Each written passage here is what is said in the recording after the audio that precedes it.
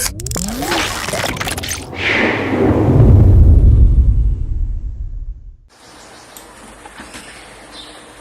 আলাইকুম, welcome back to my channel বাসান্তির রান্নাঘর থেকে। আজকে আমি আপনাদের সামনে হাজির হয়েছি দুইটা ছোট ছোট ভিডিও নিয়ে। একটা হচ্ছে কই মাছের ডিম রেসিপি এবং অন্যটি হচ্ছে শিং মাছের ডিম রেসিপি। এটা আপনারা বড়রা থেকে শুরু করে বাচ্চারা অনেক পছন্দ করবেন। তো প্রথমে আমি শুরু করব সরষে দিয়ে কই মাছের ডিম রেসিপি। তো প্রথমেই আমি নিয়েছি একটা বাটির মধ্যে কই মাছের ডিম এবং সেটা অল্প হলুদ দিয়ে মাখিয়ে ভেজে নেব।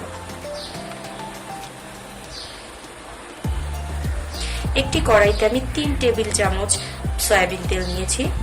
তেলটা গরম হওয়ার পরে আমি এক এক করে কই মাছের ডিমগুলো ভেজে নেব। কিছুক্ষণ পরে সেগুলো উল্টিয়ে দিতে হবে। ভালো করে ভাজার পরে আমি এটা উঠিয়ে নিব।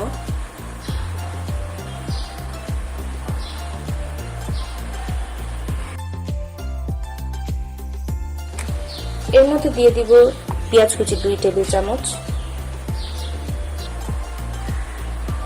দিব হাফ চা চামচ আদা রসুন বাটা।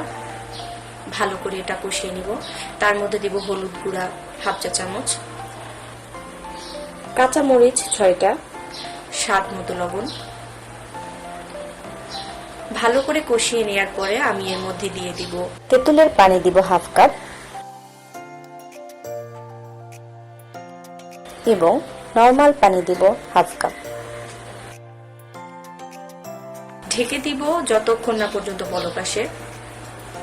ঢাকনাটা উঠিয়ে নিব বলক আসার পরে এবং তার মধ্যে দিয়ে দিব হাফ চা চামচ কালো ও সাদা সরষে বাটা।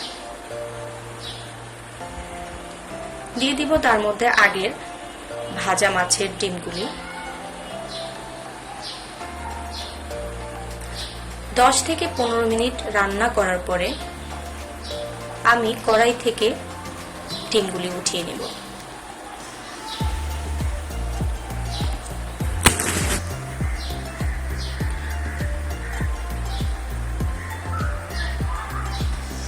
হয়ে গেল খুব কম সময়ের মধ্যে সরষে দিয়ে কই মাছের ডিম রেসিপি।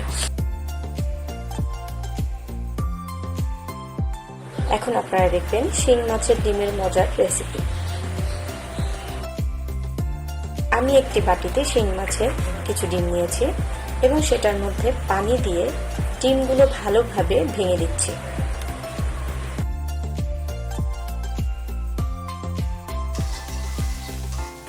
দুই টেবিল চামচ পেঁয়াজ কুচি ভালোভাবে তেলের উপর ভেজে নিব। এর মধ্যে আদা বাটা এবং রসুন বাটা হাফ চা চামচ, জিরার গুঁড়া হাফ চা চামচ, স্বাদ মতো লবণ, হলুদ গুঁড়া হাফ চা চামচ দিয়ে ভালোভাবে কষিয়ে নিতে হবে। এরপর দিতে হবে শিং মাছের ডিমগুলি এবং নরমাল পানি দিব হাফ কাপ।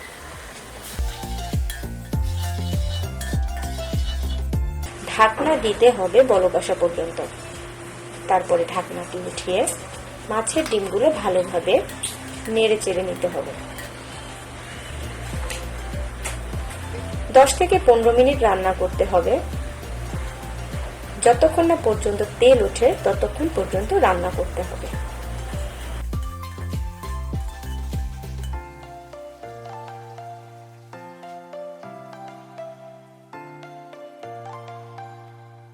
রান্নার এই পর্যায়ে মাছের ডিমগুলো আমি কড়াই থেকে নামিয়ে নিচ্ছি।